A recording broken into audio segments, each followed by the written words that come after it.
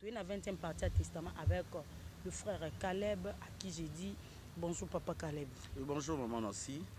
D'ailleurs, pour la biso pour la 20e tena le bateau sala to aussi sa 19e. Voilà. En tout cas, volim sa biso pour la moi temps peut aujourd'hui. On a des responsabilités. Oui. En dehors il y a plateau boye et on a la famille. Non moi aussi nangai na c'est ça qui est mon côté sala ma le compteur est bandé à zéro. Donc tout commence aujourd'hui maintenant. Donc pour nous on vit une nouvelle vie, notre façon de voir les choses.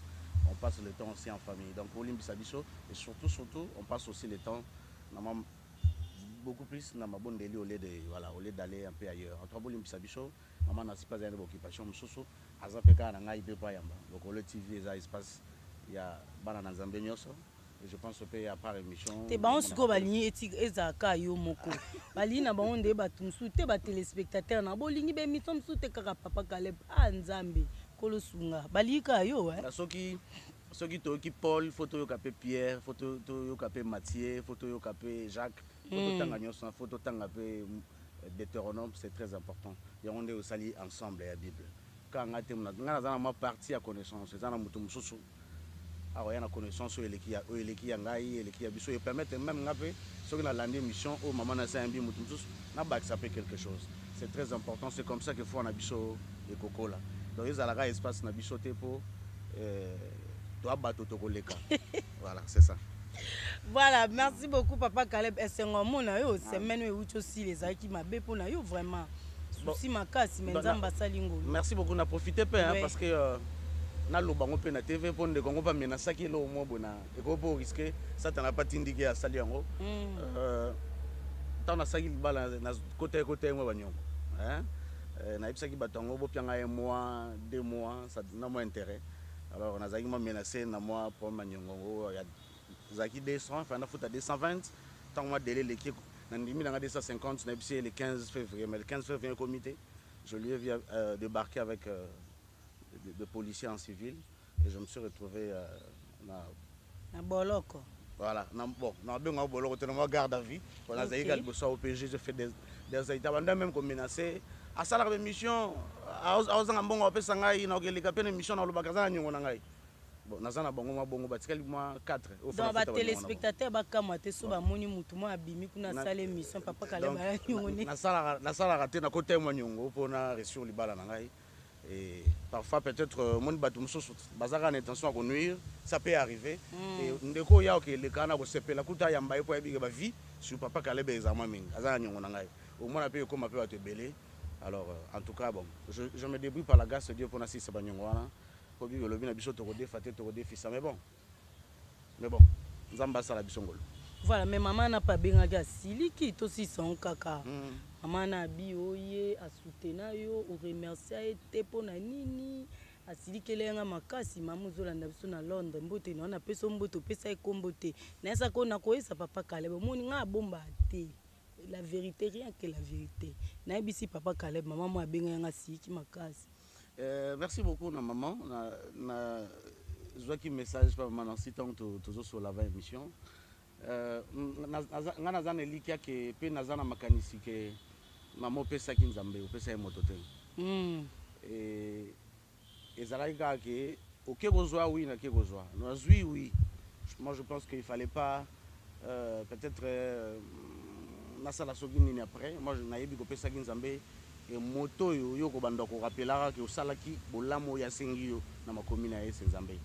Alors merci pour na o salaki pour na biso na le bon clairement na bon matin. Sala kala poser les oui nayebi que ça février 2021. Merci parce que abengi ya lobi mendene etikala ka bantuka na pesi merci et na lingi na lobake aza la seule personne oyo pour la toute première fois kobanda 2016 que na longwa ki na côté nazalaki mutabengo kabelo $300 du coup voilà ezaye na mutatindela nga téléphone na sayelaka na era mariage atindela $500 voilà nazwara moi 50 ma na sayebi na kenda même na western wana besoin 20 but ba holandanga batindela nga bayebi ma 30 et ngana muto te na kenda te ko da besoin 1500 na zona ata 1000 na oyo na lo na nazwa muto bolanda bozana boyo kanga muto atindela nga 1000 ko commentaire ke ngai à se présenter, t'es Mabinga Natinda.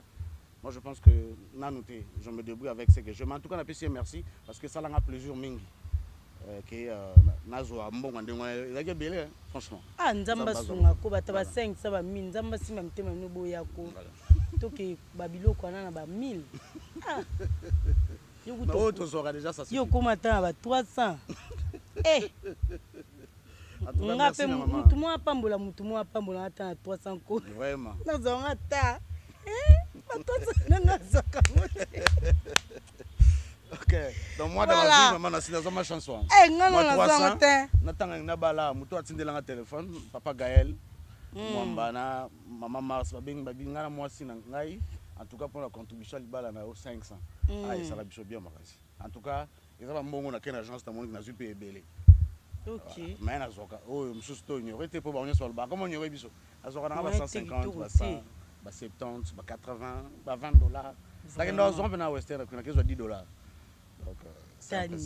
Voilà, merci beaucoup. Message les Kinzama Pambo Abatunya so soutenara. Amen.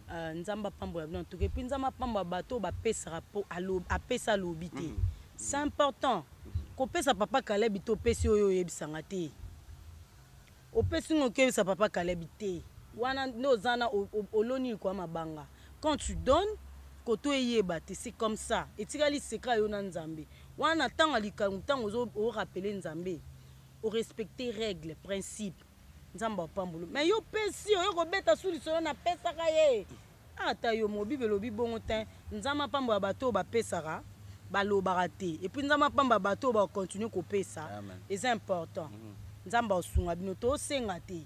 Mais même loi nature eza, la main qui donne, c'est celle qui reçoit. Donc il faut donner pesara na mama malamu ndeto luba pour pambwama. So zo pesa no na ba banalité ya nyonso banalité. Voilà, merci beaucoup Papa Caleb, c'est important tout le bas. Toujours continuer, bandeko bazeli biso mini 20e partie lelo.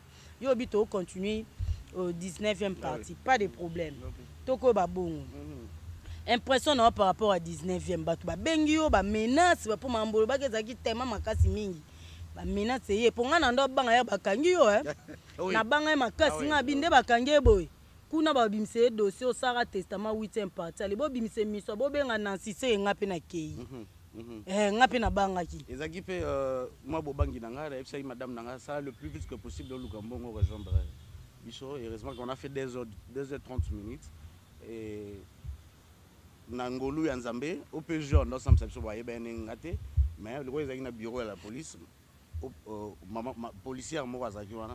Mais yo na mona onde na ba YouTube asali sonine voilà et un policier donc policier pas ebibiso voilà na commissaire Nzambe na pse no eza pona nyongo ndemba na moko attaquer mutanyongo abo pona nyongo zo sambusa musala Nzambe j'aime voilà mais to éviter pour to comme rappeler wana c'est pas du tout intéressant oui et bon nazu moi menace pe moi mingi sur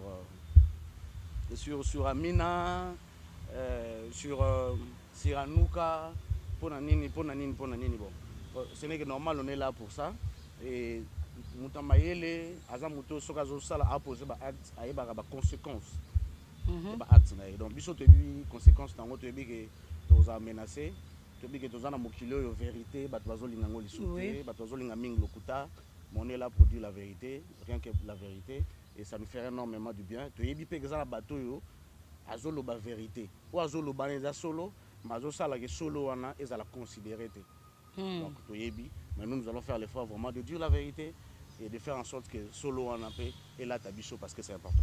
Voilà, merci beaucoup. Tozonga moi si manama mbaba langue. Et en langue moko batindela biso ba vidéo. Prophète moko prophète mboka na biso. Église nezara na commune Kini. So commune Kini te ondeka ba limité azaka wana ndi. Prophète on a ando parler langue moko et puis yé pas azaba prophète ezaraki papa kenda mwana tikala alobi ba maloba mo avanda na kiti on parle langue ba biloko azoloba na bazrabe soki ba fra bananya bande kolobana yebisa biso non langue modèle wana sala le roi Nzembo et puis bande ko balobi na biso na église mo eza na bandal bande ko basala langue mo bonde ya Nzembo e ba composer ba tia ba sonnerie na bango na langue wana ekoma lokwa mbote na bango donc langue wana eza langue mo bamesana na baphrase wana langue wana ekoma ya bango loba un mot par rapport nango. Merci beaucoup maman Nancy. Mukanda na Nzambe lobi na biso dans Matthieu chapitre 5 na verset 20 et lobi na biso ke soki justice na bino est surpassé bokota bokonzi na likolo te parce que na ba pharisiens wana eza ba pasteur ba docteur ba évangéliste ba prophète ya lelo le Bible lobi soki justice na bino eleki ya bango te parce que bazo semble être juste ces gens-là dans tout ce qu'ils disent, dans tout ce qu'ils font. Bazo semble être juste. Mais Jésus lui-même nous a dit que ce qui justice n'a pas besoin de mona bango. En tout cas, beaucoup de likolo te. Verset est très important pour nous surtout dans temps où tozali. Parce que toza vraiment inondé. Bana Nzambe baza vraiment inondé na ba faux pasteur, na ba fausse doctrine. Wana kutozali kambo sikate ngate mutu na lobi yango, je vous rappelle tout simplement parce que Jésus lui-même lui a dit nous a dit que dans les derniers temps, plusieurs faux prophètes s'élèveront. Donc, tous les temps où les faux prophètes sont comme belé, tout ça. Et quand on parle la langue, il faut que les anges ange dessus. Après ce qui s'est passé au ciel, ce sont des anges. Ils ont des anges. Oyo, tant bazalaki, babande koloba. Bon, peut-être des monoko wanate. Maintenant, peut-être monoko biso tosola kana Nzambe, bazaka na moi facilité à comprendre langue, mais ya koyeba exactement to loba nini. Mais il faut toyeba ke ba ange o bakita. O satana kita na bango nyonso wana, bazalaka pe na ba langage na bango ba ange. Maintenant, la plupart des pasteurs ba contactaka bango, ba invoquer ba ange, ba lobaka na mona présence ba ange sawa na 4 points église. Ba contactaka ba ange wana, ce n'est que normal ba solo la pe na ba ange wana na monoko ba ange. Ce n'est que normal. Alors maintenant, Isaac, bisonde ce que photos là, vraiment, na discernement, il y a que comprendre que langage ezali Nzambe, tous Nzambe, parce que Nzambe a négligé à côté wana. La Bible nous dit clairement sur le parler à langue. La Bible nous dit clairement. Alors, à ce qui concerne la vidéo bino boyo kaki. Tout simplement na yoka on ga mo extrait. Na bika ke na suka vidéo wana. Atangaki komba DS mo boko vérifier na Google. Ay avant azara mingi na Brésil ba brésilien ba ça il a gagné. Voilà et ba trop peu ba info ka mingi za ba pasteur ba sala ba mouchoir à pembe. Voilà. Donc na boy na ngoloba ba po aso da ba appelle que so continuer bokana minute au samba na biso. Mais ce qui volandi vidéo suka ya par la langue na. Ce qui bien azoloba bien azo fixer regard parce que azana mutu ya bo solo na na langue. Ça n'a rien à voir avec les fidèles. Azaka juste na pour ça, mais tout ce que je sais, azo senga na DS wana a se manifester na katabatu. Voilà, c'est tout ce que je peux dire pour ne pas. Si ko langa ngo ya lobe na suka ni komba DS ngi bandana ni suka na ni. A. Après lobaki N al sunazo. Ce qui batu ba yoki langue wana malam et ba ko vérifier aza DS moko puissante et à gérer un monde de la religion quoi. Donc quand je parle monde de la religion dans l'ensemble de la religion. Voilà. Aza parmi les responsables écuménisme. Tant que yo ka ba réunion ya ba musulmans, ba catholiques, ba armée du salut, ba orthodoxe, ba sangani. Tant ba ça la culte ba randango non seulement pour grand maître ba Lucifer, mais la grande dame là azarapé parmi bato ba invocar. Surtout quand nous invoquons la langue. Voilà, on est responsable. Non mais tout cas mon raté parce que chaque pasteur quand il parle la langue, il parle avec ses anges, aux anges, et n'oubliez pas que Lucifer a un archange, a un chérubin protecteur, il y a des anges au Bakitanaï. Ce n'est que normal pour parler la langue, mais il faut maintenant avoir l'esprit de discernement. Il faut comprendre la parole pour y baguer. Ça, c'est conforme à la parole. Si le pasteur wana oyo, église ne ba comme ça langue, ba sonnerie na bango et comme on dit mbote na bango. Pasteur wana za pasteur wa yela biso enseignement ya ba voyage astral. Pasteur ali boso signa biloko ba ordre de Melchizedek wana lobango pa na TV. Pasteur en église neza abandane. Asala bongo, l'église ne babi ba na langue moko yango ka ba lobaka. Eza ndenge moko ekokana. Na bandeli ka koloba liso bo mama na si. Votre pasteur qui est entre guillemets pasteur mais qui ne l'est pas. Aza pasteur parce qu'il prêche la bonne nouvelle du diable. Yango na pe kuna ba benga pe ka pasteur. Ou to benga ina ba terme to benga la biso bango ba linga titre to benga pasteur. Mais il y a en contact avec des djinns, avec des esprits et tout ça, avec des anges. Tant à coup tarana bango ba ange wana ba oloba mnoko nyoso. Mais ils ont aussi leur langue, les anges. Peu importe bazana satana, ils ont aussi leur langue. Maintenant, bah yebi que na moment où tozali, na temps où tozali, ezaka temps où mais il y a déjà ba temps où les kana temps où tozana où kokende. L'esprit de Dieu se manifeste très fortement par badana Zambé. L'esprit de Dieu. Alors là où il y a la présence de l'esprit de Dieu, ce n'est que normal na ba temps où tozali que Dieu se communique avec ses enfants na langue pour éviter au nous se entourer biso comme ennemi, bah exactement qu'est-ce qu'on parle. Le diable sait et il maîtrise les temps. Que presque bateau mingi ba okanisa qu'il maîtrise les temps. Alors, il fait en sorte que ba o ba mi benga ba pasteur wana, ba tangisa biso ba langue pour te écarter le Saint-Esprit qui doit réellement venir nous communiquer ce qu'il faut parce que quand nous parlons langue, c'est le seul moment où l'esprit qui est en nous parle avec l'esprit qui est l'esprit de Dieu. C'est le seul moment. Et à ce moment-là, tu ne même pas ce qui se passe, ce qu'on dit. Voilà, mais ce qui est bizarre, et ils contrôlent ce qui est bizarre. Bango, ils vont contrôler exactement ce qu'ils disent. Nous ne sommes pas encore devenus des anges. Nous ne serons pas des anges, nous serons plus que des anges. Alors, ceux qui déjà te commis qu'on ba ange, ah, on a c'est na moi. Ok, kunande tu ba opesa biso langa sika, et te commis qu'on ba yango le rôle aneti, tout temps français, ça devient un peu compliqué. C'est un moment de discipline, d'énergie, de principe. C'est un moment de connexion avec Dieu. Comme en estase, c'est que se passe là où maîtrise était. Et il parle avec son Dieu. Ça arrive.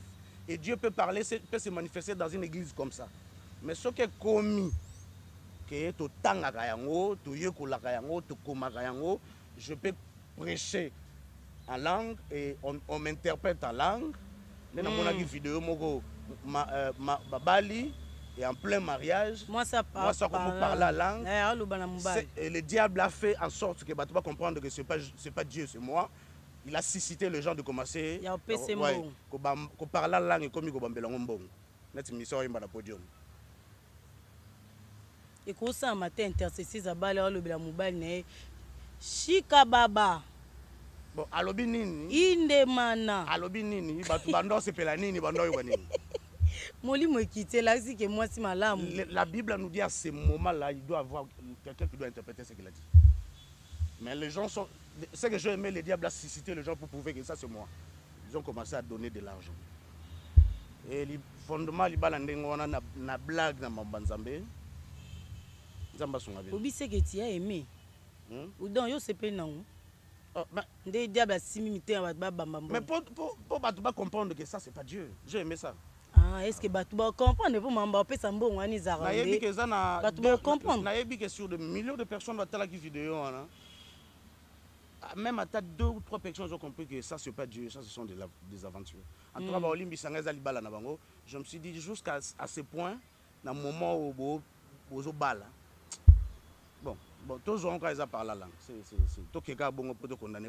Si tu sors à Bandimi, on a ba oh ba sonner na bango comme langue à pasteur sort na bango izani. Maman, si faut te bosser que tous en attend les gens vont plus aimer le mal. Les gens vont plus faire le mal que du bien. Et on a avant courageux, il faut vraiment bien réfléchir. Il faut être sûr que c'est le Saint-Esprit qui est là avec vous. Tout ça dans un moment où les gens font plus de mal. Alors, on remarque que blogueurs zara mingi bat balignon et ceux qui bimi bat balignon mingi. Remarquons un peu mingi, c'est pas vraiment la volonté de Dieu. Bazala qui est belé entre Barabbas et Jésus, Bazala qui est belé il faut crucifier Jésus. Mais tout ce qu'il disait là, malgré tout Bazala qui est belé, c'est pas ça la vérité. C'est pas ça la vérité. Le peu Bazala qui marie avec les autres, Bandolo Bakebo crucifié c'était ça la vérité. Mais la grande vérité c'était que la personne devait être à la croix. Mais ce que les gens disaient de Jésus, c'était pas la vérité. Alors, avec tout ça, les gens balandent parce que ce n'est pas la vérité. Et quand on a même téléphone, on a parlé en langue. Quand on a même téléphone, on a film porno. Quand on a même téléphone, on a la Bible. Quand on a même téléphone, on a SMS à la fiancée. Il y a makango mususu. Au beau sani que la Bible est la parole de Dieu, Bible est dans le téléphone, il y a blasphème. Donc, car le même téléphone on a parlé la langue car le même téléphone on a coupé décalé zali n'importe quoi donc nde tozala mpe na batelefone na babible na batelefone boye totiaka ye mo bafoto mpe ya bajare tosala masumu ozwi bible otélécharge na téléphone ok directement bible on est commis eza na maloba nzambe na kati mapa maloba nzambe na kasi bible eza so na bamensonge na yo na bacommunication bamakangu na yo ka na esika oyo okotisi la parole de Dieu kasi nde mpe nzoto na biso eza ti on va à l'église on croit servir le Seigneur mais nzoto etondi mpe mambebele ka nde tosalaka mpe na téléphone alors téléphone eza so na valeur te eza so na valeur te la parole de Dieu la oyo okotisi il faut epesa image na oyo nyonso ezala contenu ya téléphone parce qu'il y a la parole de Dieu dedans dans votre téléphone mais ça n'a pas tout ça maman sinon les gamins rapidement bandé quand c'est l'émission en monde occulte babi faut bosa ma prudent na bateau ami benga ba chrétien parmi les choses on nous disait sonnes na benga maman na sina fc maman si abiso to ko kate dai na benga ko pona ngopeti abiso to ko kate manzale zali soki na bengi obongo tindelinga mbongo wana eke mbongo wana tina obengo wana eza pona na mela masanga na sali so so na so wana si tindelanga ta ma $5 na cha crédit soki na zwi mbongo wana tina otsengo crédit na ebike so na sengi ye ya olia apesa te na kose ke crédit mbongo wana na zio na leli wana c'est pas Dieu qui m'a donné donc nous sommes dans un monde où il y a des choses diable a ça la réforme qu'on néglige de petites choses mais où ils ont ma somme oui voilà donc yo za na téléphone na yo tu bible na kati ya téléphone il y a encore des choses obscènes il y a d'ailleurs to tchaka ngo ba mot de passe-point pour te ebika na kati kuna plein de choses donc et ça du tout intéressant que dans même téléphone na yo et na batongo tu parles la langue donc c'était je crois que je pense que par la langue zaki moment où bando sur la nappe molimo centre bon au ça qui moi faut enregistrer en haut je pense que yo moko pour interpréter mambolo baté mais quand na kati wana il y a encore beaucoup de choses alors où est la valeur il y a par la langue on tient téléphone. Voilà, ma parlant langue, j'espère qu'il va être basé éclairci sur ces points-là. Dans mon nom de Tokocha, même pour la parenthèse, Dieu continue à se manifester par la langue. Mais notre Dieu est le Dieu de la Bible. Oui. Il fait ce qui est dans la Bible. Et ceux qui ont sali en haut, les gens vont comprendre que ça c'est Dieu qui se manifeste. Quand tu as la prophétie, parce que ngana lobango prophétie est un domaine très risquant dans Nzambe et puis est un domaine oyo bomi penza ba famille ebele et pandi penza église ba prophète baza bato pe ba ye na bosoto iniale na Nzambe na ba église lelo so pito pa le kota eza na nzela pe ya ba prophète tobi ba prophète nyonso te na ba kanyo sous exception ezanga ati yo ya benga ngolo ba te na ba prophète nyonso te ba prophète mabe ba BBC église lelo to mona lisakoli ba opesa ba prophétiser chambre ba balali na hôtel pasteur en église ma mona mondimi na hôtel ozaki na hôtel na lemba olongo na lembo comme na matete de fois na sa tour hôtel pasteur azomona puis lisakoli pasteur azomona na tache ezaka na mupenda se nzamba surnaturel mais est-ce que nzamba rolo babongo d'abord manasi nzamba groupe sa prophétie avec exactitude. Jésus a dit à Nathanaël que si gaba joie qui on a c'est anzete na mona je pense que c'est Nathanaël je pense que c'est de l'évangile de Jean chapitre 1 dans le verset 44 ou 45 je pense on peut bien vérifier prophétie avec exactitude d'ailleurs na aucun moi peut-être que Satan n'a pas passé prophétie avec exactitude on n'a aucun pote et bateau bakenda ndanga ba yebi mais oyo ya vidéo wana mutu wana azokende petit à petit capable ya ndo sala biloko minene kwa lingi biloko minene mingi azoyamba azada ne bonne énergie makasi bateau ba omona ba senti ka dégager plein énergie moi je connais un peu son histoire quand j'étais encore de l'autre côté attaque autour ndoza en obédience mon côté maintenant oh wana na vidéo wana tout ce qui s'est passé là il y a montage makiona bon sikoyo heureusement aussi que na vidéo wana après ça qui n'a venu na bi question trophée de l'évangile goya natindaki frère Eric akende na avenue wana na ngenge ngai na sala ki na code ya musala na biso na tinda ki Eric na bi kende na vérifier ce hôtel les na venir yo pe kende vérifier ce qui mutu ba otanga kombo akota hôtel. Je vous dis c'était non, c'était pas vrai. Beaucoup vérifier ba na ngenge beaucoup sala. Mutu so akota hôtel ba registra et babe avenir ni zala pete na ngenge so mapandi. D'abord moi je dis moi mapandi j'envoyais j'envoyais la mapandi na ngenge zala. Mapanzu. Ah, pandi ndeza. Pandi. Mapandi te. OK. C'était pas vrai. En tout cas, tant qu'on cette prophétie, moi je me suis dit, oh, mais c'est facile de vérifier. Oui. C'est facile de vérifier pour prouver que Mambo Salo, c'est vrai. Parce que le bac est mouta 8 hôtels la Gombe, après quelques limités, c'est vrai. Bicho, Dozagi, moi la journée, moi, j'ai 3 filles. Et que c'est vrai. Moi, ni bisengo kaka, le mois au cœur, bisengo kaka. Bon, et ça la marque. Hey! Même peu basal, nanza même soupe. La journée ko sala mi balé misato. Musa nzambe. Eza ba sanza msupa matate ya sukso a clôturer séminaire so bimina basite mata la charte. Bon, moni donc alors na stade wana. Ba muke o bate ya ba 108 ndenga zo matana 108 ozana moi stade wa. Ba stade wana ba pasteur bate na stade. Ba terrain na ba sala ba nini. Ba pasteur bate na ba stade na bate na banda stade wana. Ba muke o ba mata wana. Qui a 8 heures couché dans mon site. Soit tu vas 8 heures couché dans été mobile. La plupart. Bon donc, et quoi qu'il en a salam. Paye am super salaire on a 3 4 na 3 bana mike pour aya ça mamba. Donc on a un peu na gravité, toi mi bali to yebi ke au coucher dans la journée, na toi, au changer un peu botelle, on est normal. Mais ce qui s'est dit là, c'est vérifiable pour vous comprendre que c'est vrai ou c'est faux. Donc mais aussi de l'autre côté naokaki alobi trop c'est trop nzambe pe komi na tango yo fo banda ko la kisaba tuna polele et tout. Alors c'est bien.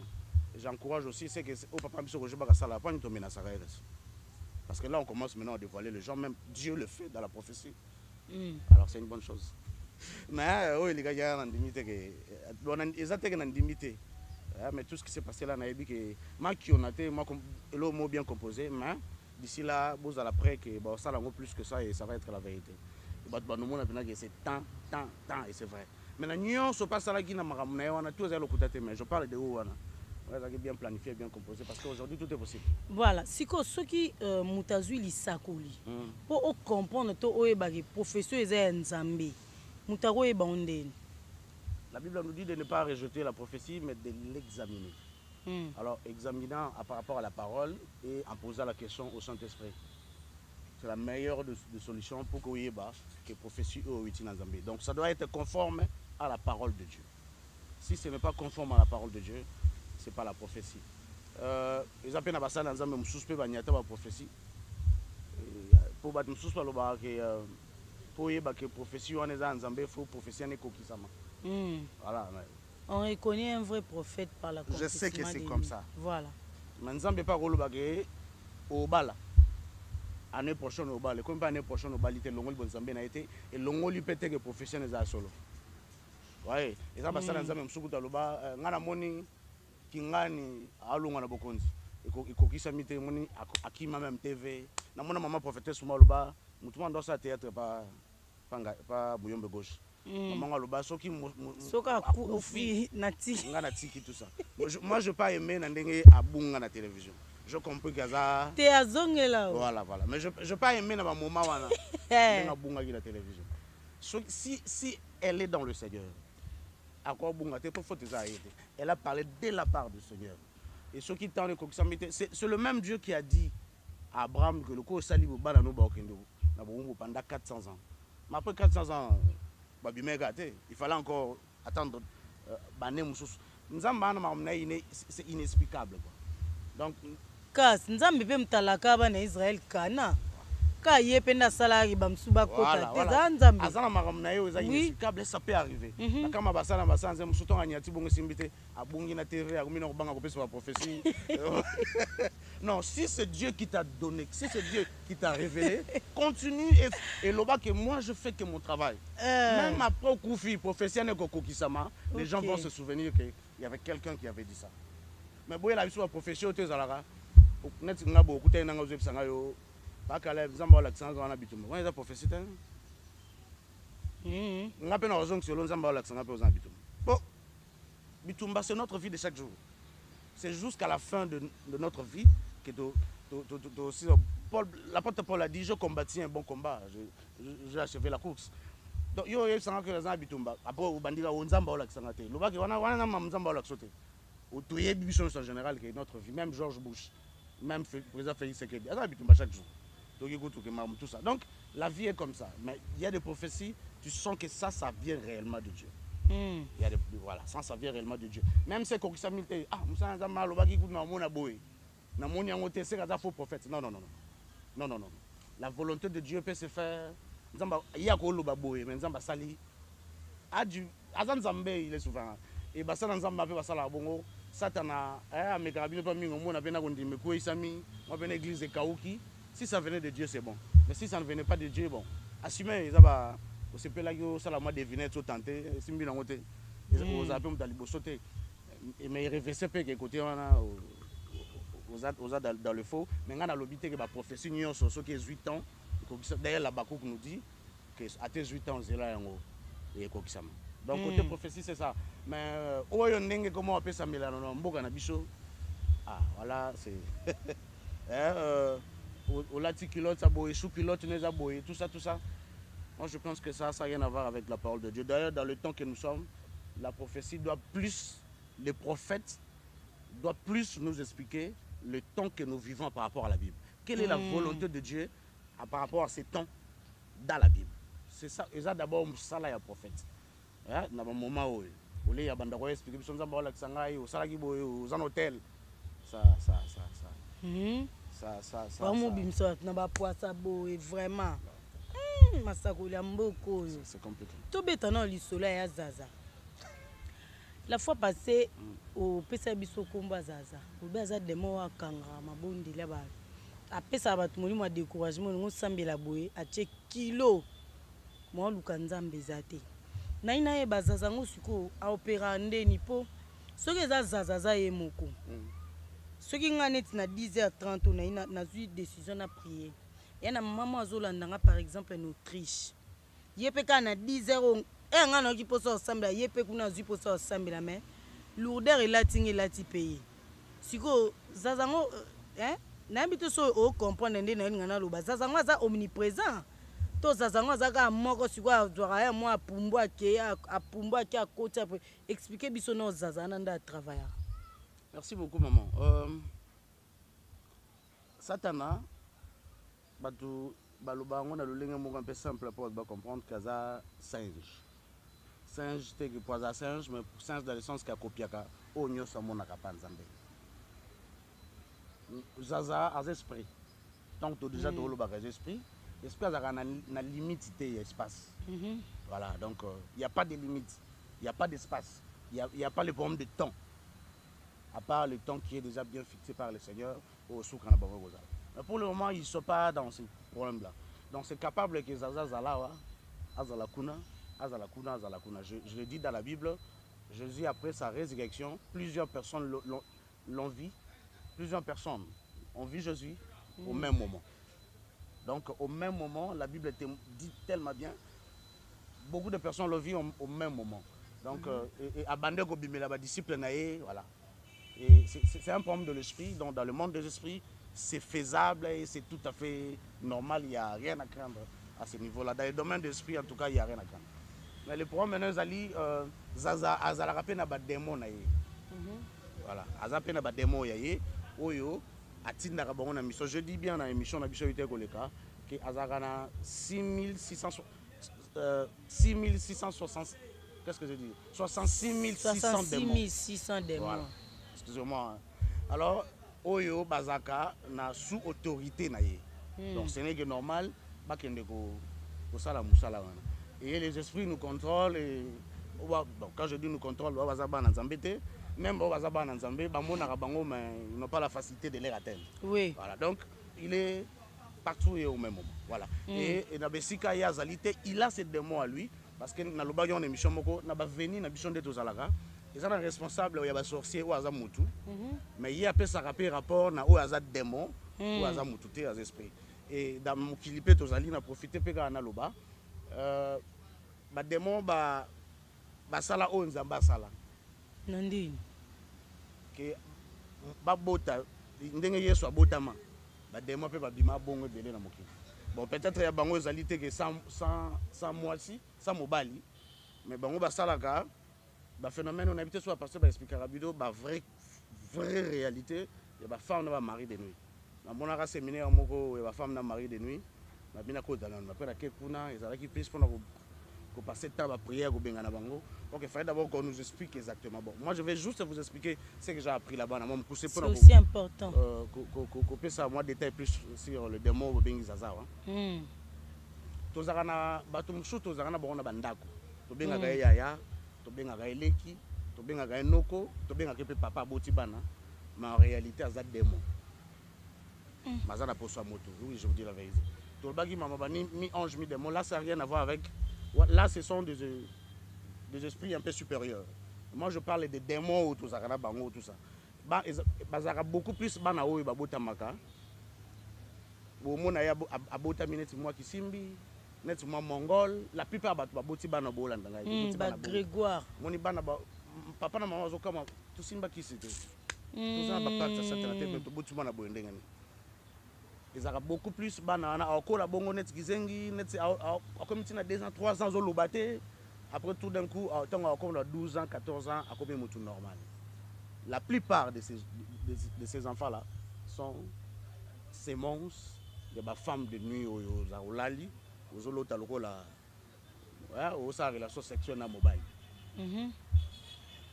Donc ça se passe comme ça dans le monde occulte. Les arana esprit oyo to benga bango ba femme de nuit ba incube.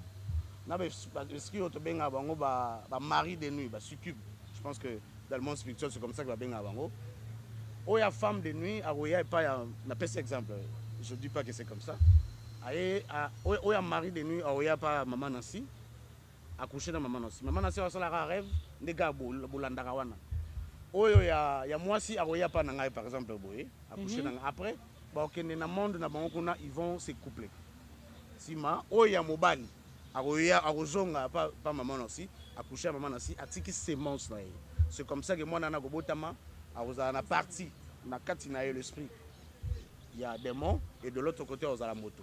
Mais la plupart de ces enfants là, la plupart d'eux bakola a toujours na ba problème na okola na soit tout le monde qui simbi, soit tout le monde net kizengi, soit tout le monde net ayoka kate ou soit alobaka te après tout d'un coup kabu akomoloba, akomako maloba comme bima ti akomoloba.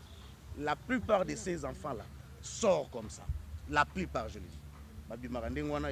Ce sont des démons qui doivent vivre dans le lelo, bazaba musiciens, bazaba politiciens, bazaba tout ça et donc la plupart et bango pende le kola na kati na bango bazaba démons ne et permettra monde ya satana et contrôler biso parce que ils ont des humains qui sont près de nous et qui nous contrôlent et c'est facile que tant yo sambela voisin na yo oyo yebie na kibomoto mazana facilité ya ko jouer rôle wana parce que c'est Zaza qui lui a envoyé donc un peu à résumer c'est ça. sikoso oza mwana neti ya modèle wana esengolo za ndeni to atiti dinu foza nanga vers mwana wana to lolenge nini pe ya osala po yaz abimi de demo siki moya osa otemeza te baza lelo ba pasteur malheureusement baza ba prophète baza ba joueur baza batu mais ce que je dis na koseli science te na koseli bata magie te na koseli pe mutu te je dis la vérité tozaza na bango be église tozana bango na ba quartier tozana bango na ba na mboka bazo diriger même. Alors soki ozana ye déjà okoki koyeba ye na lobi na ba omona na ye déjà babota maka la plupart des mongols tout ça ba terme to benga bango tout ça ba Grégoire voilà un peu de termes comme ça la plupart des ba utaka bongo ba mususu ezaka mama za corrompu mama aboti mwana to papa ba yebike na monde na bango ba sengi bango ba botisa ba bota esprit mo bon pas gérer les bomona mama mwana zonyokola em susu po bomona mutacha zemi ya mwana na bino mwasi ayeba na kate aboteli bino mwana moboki zengi mutu mone mwa bobengani même na mama mama na kolemba mwana na te mama za corrompi abando ko isenga même na ba coin pour ka mwana na kola mais après temps bomona mwana na koli akomi normal akoma bina normal ba batsolo mwana ndoko la kisengi na si boyebi bango boza bamsuna ba foyer boza na bango Et c'est comme ça que vous cherchez, bah, tata, moi aussi, ma problème. Or, il y a des problèmes d'abord dans votre foyer. Excusez-moi, chaque fois, c'est comme ça aussi la vérité. Ce que je vous dis, c'est la vérité. Je dirais même que c'est la vérité absolue parce que tout à l'heure, le bateau, peut-être on vous appelle, mari de nuit, mari de nuit, comme conséquence. Donc voilà. Alors, ce qu'on a moi, on a des bas âges. Mais moi, pas pasteur, oui, Gaza, en Zambie, à solo. Azongi, ça y est. Il y a un moment où mingi so ok pas banganga, nganga loba photo ça c'est mon tozong c'est sika witi. Wa yebi ga bongo na te po za demo katina. OK. Voilà. Ce qui déjà ça coli. Priez toujours Dieu, nzamba batela bino, nzamba yebi que bino na ye bozana même santé, bona même lienté. Malgré tout que na ignorance ta bino bobota mi famille moko. Bo soutenir biso, bo sambela rapport na biso surtout ba prière. C'est important parce que oyo papa Caleb azoloba azo dénoncer azo bimisa misala ya batu. Siko bato baza na kati ya misala wana ba o ba yebana omoni ke ba olinga pe batika biso kimia te. Donc nayebi ke l'état ya mboka na biso asala musala malamu, justice ya mboka na biso ezo sala. Na yango bandeko bozolanda biso ba o moni ke na point oyo moni ko soutenir biso oko mata avocat na biso to oza ndeko no moko aza avocat tindela biso c'est important pour ba menace to ko mozwa amona nzoto bebo senti mo ko lemba mo nzoto pe ko lemba na mutu ma na ebike nzamba zana biso bibelo biba osa biso guerre me ba olunga biso te donc ba bundisa biso me ba olunga biso te nayebi ke tolonga mais soutien na bino physiquement moralement na nzela prière esunga biso en tout cas esunga biso bandeko bayaki basali musana na bango et nzamba sungi bamemi biso te bazwi mutu te mais babaka bakendanga na kota ya mutuka tosololi bamemi ngati en fait nde bomona to continuer mission donc bo senti que mission eza sous énergie ezali nango na ebandeli te po tosi tolobi mingi tosengi to expliquer to koti to bimisi ba papier lakisa boy donc voilà en fait papa Caleb to continuer mission na biso papa Caleb kuta bengi maman Rosette ola namoni maman Rosette ayepo so ba mema biso maman Rosette quand même ngaza témoin pour na Igo Malela ngara kende. Voilà, merci beaucoup maman Nancy. Bon, on permettre biso peu hein mamoyo. Personnellement, na pesi merci na maman moko atindela nga audio abia lotindo to ke bakangi biso to samba tout ça face à il y a un nom un peu connu dans la ville et bon après tout le monde peut à la police on dit makambango vraiment que vraiment en tout cas merci nous allons continuer à prier pour que Nzamba épargne biso meto ngaku boye ndeso na komo mona boye de amsuko na lobaka bon ça va et bi baraka nando loba pena comme ça baby saga po so be bakangi biso eza na cause po to okene pe olo baka to zaka likolo to keka likolo to baka ba vérité ngo bimamba mort c'est un peu ça en tout cas bobondela pona biso c'est très important alors to banda loba ezaka na ba type ya batu baza ba email wa biso mais en réalité c'est le monde des esprits qui décide pour que baya na mokili babota mana mokili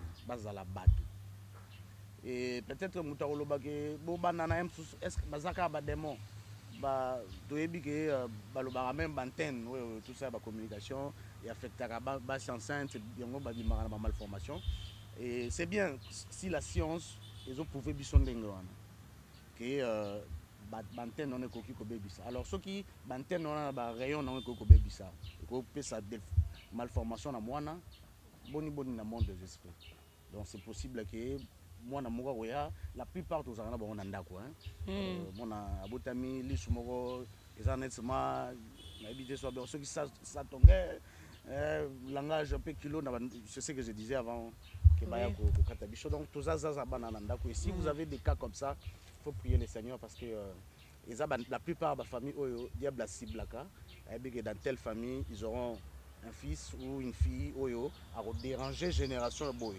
alors déjà tindara bango Donc nous avons comme ça, nous sommes infiltrés dans tout le coin, dans tout le domaine, et le diable est en train d'essayer de tout contrôler, et c'est ce qu'il veut absolument. Donc banana type, il y a banana baza, et belé, banda kunabicho, et les démons les utilisent tout ça. Et ça difficile pour que donc je dirais c'est impossible pour que bon voilà. Pour en réalité là tina bonga pour soi moto, baza batute. Mais botami pena que papa na maman parce que maman on est sainte.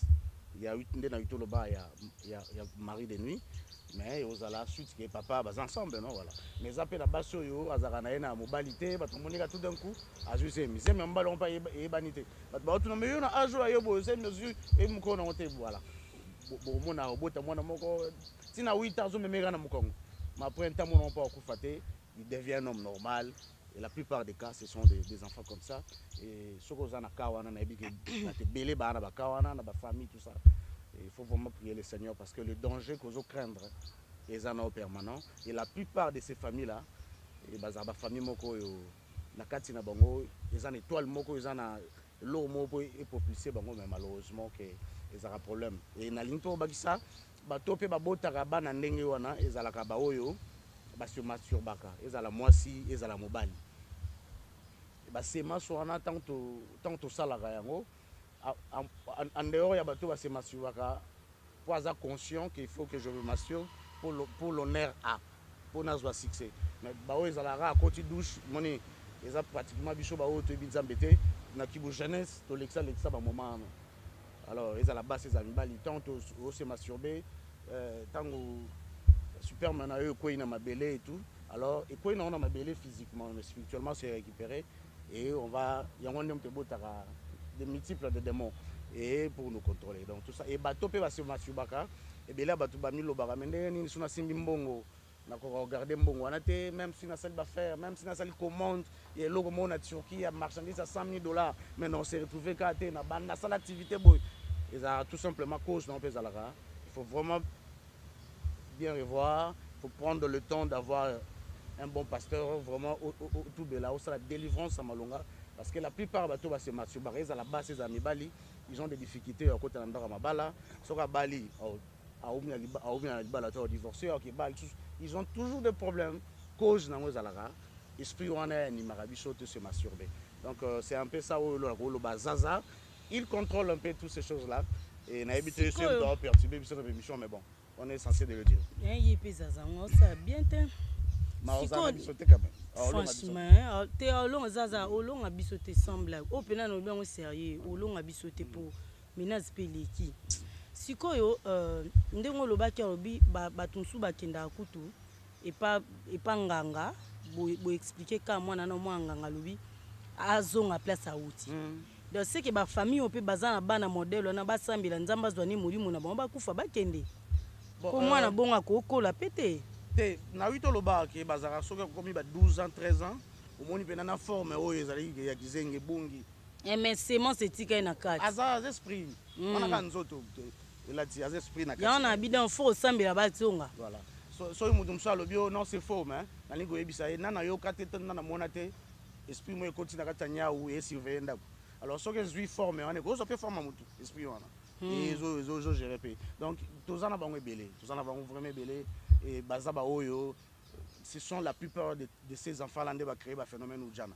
à toi balimbisanga hein je dis que la vérité la plupart de no na osala na soutien nini voilà la plupart des bo ils à la polémique je dis que la vérité c'est pas ma faute c'est la faute à la vérité à toi balimbisanga je dis pour éveiller conscience na biso to comprendre millénaires doivent vivre non la plupart de ce sont un peu des enfants comme ça qui sont dans des familles, mais les parents vont gérer parce que spirituellement, ce sont eux qui gèrent la famille. Masiko ba papa msuba olanda biso ba couple msuba olobate biso neti biso tobota mwana modèle wana mais tout sambela makasi papa se masturbate msuba lota na ba ndoto ba mari de nuit mais ba na mwana modèle wana mais ba sambelaka bon kolobake papa se masturbate maman se masturbate et que balota bandoto ya femme ya mari de nuit pour que tomber na kawana est moins difficile maman Nancy moi na oyo panzambe la bénédiction de l'Éternel c'est la bénédiction de l'Éternel qui enrichit moi na zappé bénédiction en Zambé et landaka na chagrin mon côté. Nzamba ko pesa yo mwana te oyo a ozalo banzela ya souffrance, nzela ba problème belé non. La plupart des cas, il y a des exceptions aux raté à chaque règle, mais on nous a enseigné de l'autre côté comme ça. La plupart des cas, à 95%, ce sont des enfants bah oui taka na banzela wana. Nous sous-soupé zali ba poni yonde ko pona. Batali boye babi bon na libota au photocopie ça semence c'est pas à moi si va juste semence wana na monde esprit mais ba cotition et c'est comme ça que vous avez rien à voir mais automatiquement ce phénomène là doit se faire il y a femme ou mari de nuit ça doit se faire entre moi si ton mobile et au salama avant que moi il faut bien réfléchir c'est comme ça que ça se passe. Voilà, merci beaucoup moi to ko bati na soukezate je crois que petit à petit photo ta vie que moral et bébé on ne peut pas continuer pour talagara mais na ligne to soukisa na oluba boy le lot le 14 février monde entier célébrera journée à Saint-Valentin, journée à Bolingo. Pour moi, on a des chrétiens, on a des statues, on a des posters, on a des Bolingo. Au Sahel, papa, moi, message à Bolingo, moi, vidéo à Bolingo.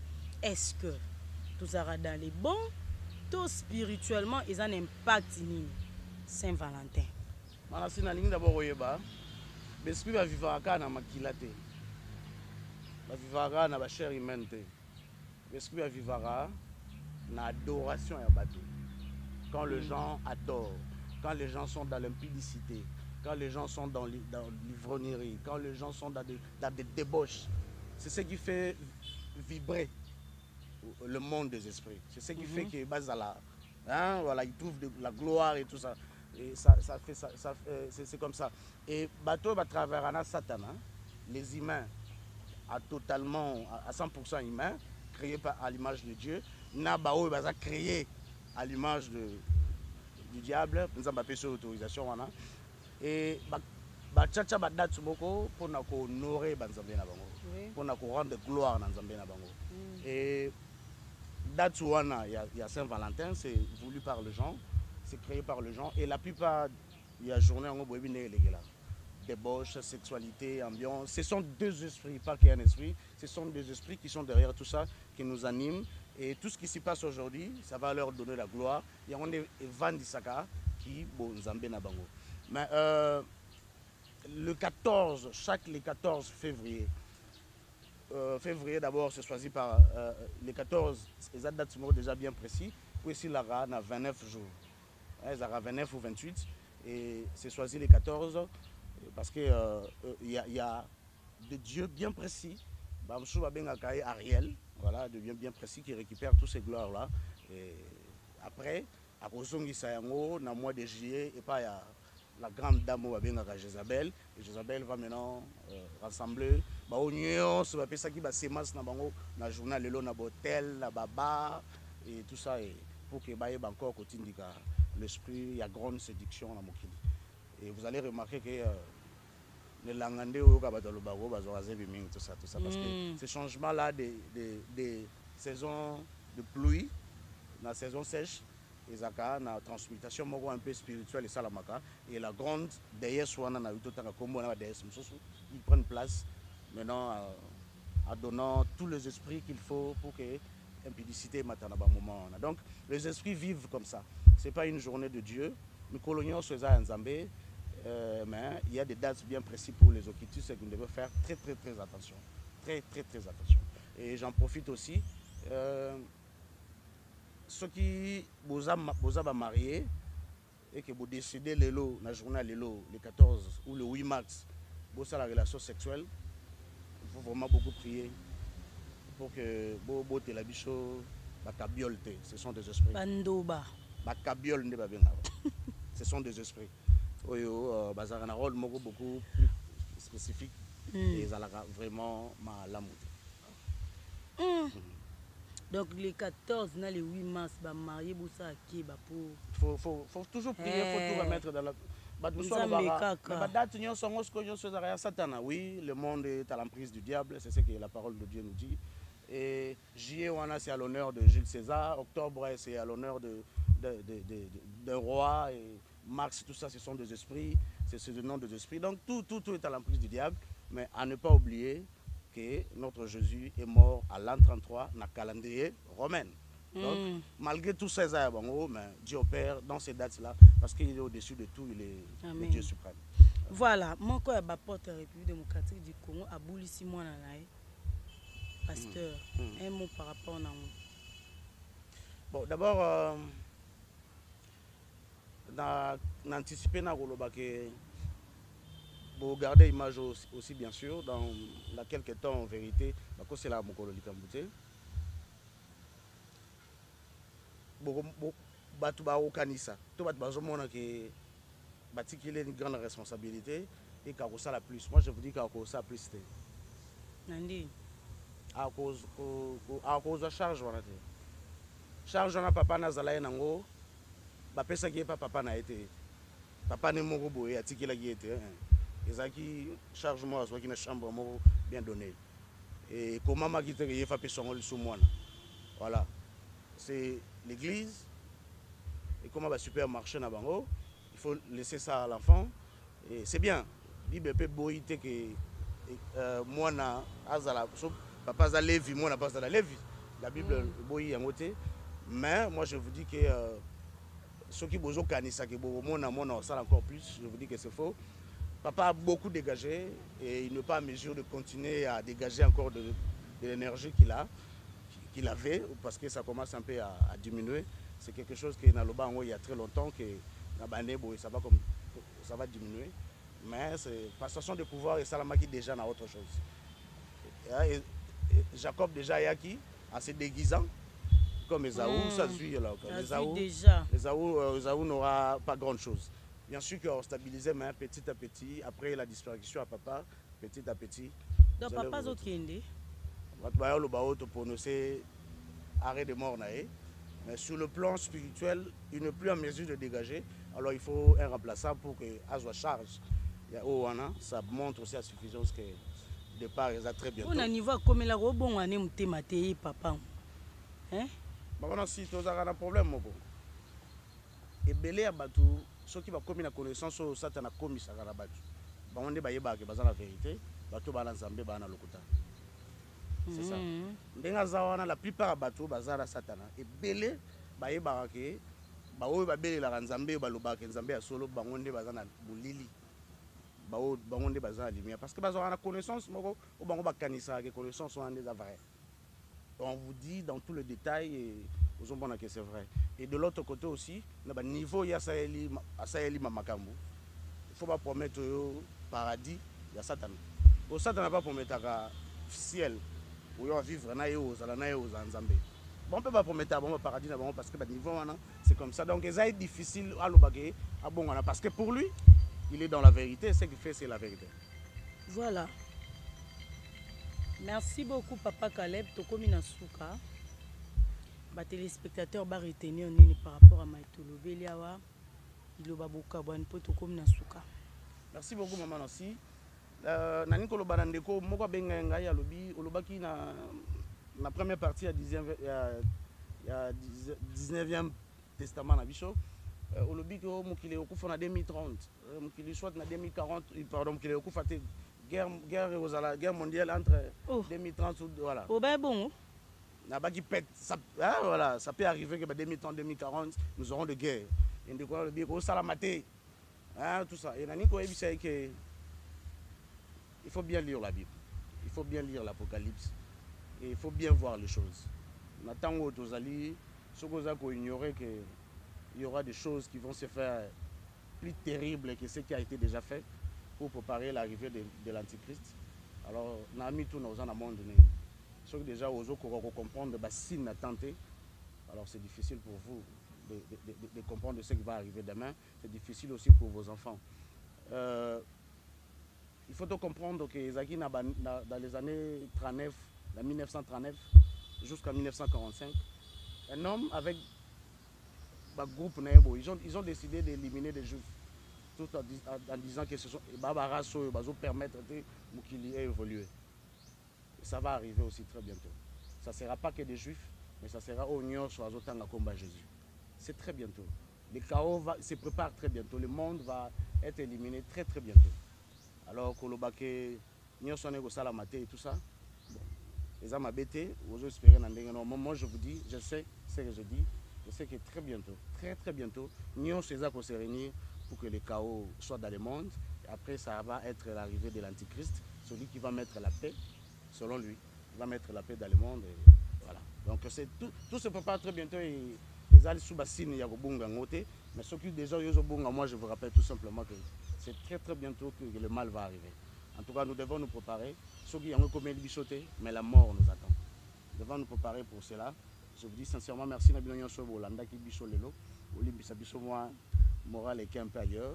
Mais que Dieu nous garde, que Dieu nous protège pour que tout le monde soit pour que tout soit la bino émission et par sa grâce et par sa révélation et par son amour. C'est tout ce que j'ai à vous dire. Je vous salue tous.